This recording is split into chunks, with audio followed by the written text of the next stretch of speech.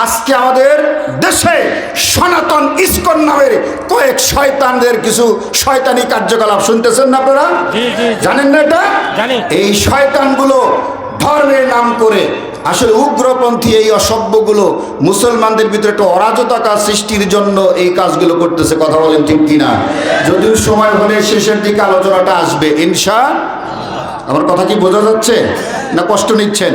প্রিয় উপস্থিতি, ওনাকে যেদিন জিজ্ঞাসা করা হয়েছিল, উনি ঢাকার বুকে গর্ব করে সেদিন বলেছিলেন, only observing the charisma and the miracle and the purity and the scientific function of the Holy Quran, I was attracted to accept Islam, leaving my own religion Sanatan.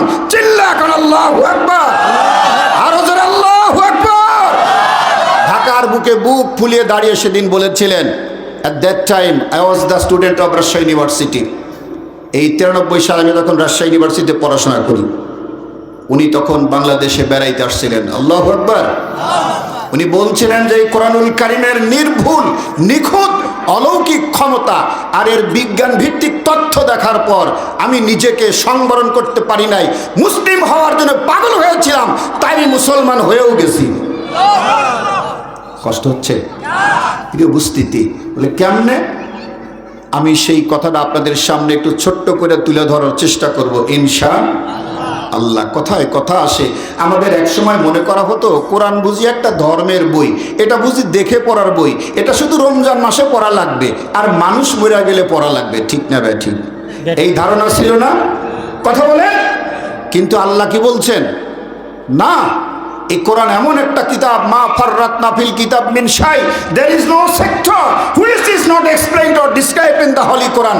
আল্লাহর দুনিয়াতে এমন কোন দিক বিষয় নাই যেটা আমি আল্লাহ কোরআনে আলোচনা করে দেই নাই।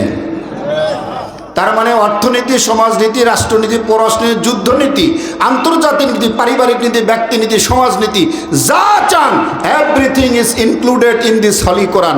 আল্লাহ বলছে দুনিয়ার সব দিয়া কোরআনটা পাঠিয়ে দিয়েছি। আক্ষেপ মুসলমানেরা সেই কোরআনকে সেইভাবে জানি না। আমরা জানি মানুষ মরে গেলে 40 কথা বলেন না কেন?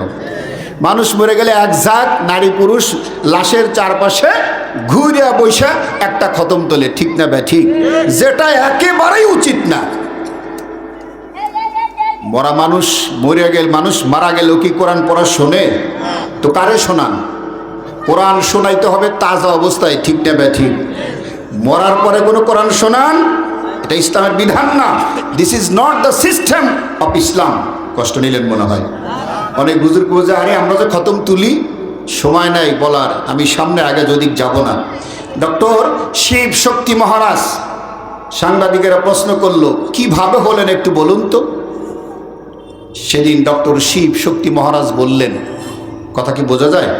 আমি শুনেছি যুবক ভাইরা নাকি বেশ ইন্টারেস্টেড, আমাদের ইয়ং সমাজ যারা, আমি তাদেরকে স্পেশালি আবার একটু দাওয়াত দিচ্ছি। I am inviting the young generation, specially those who are the students of schools or madrasas or universities. Please come here, please, and sit down in the meeting and listen the lectures of the Holy Quran.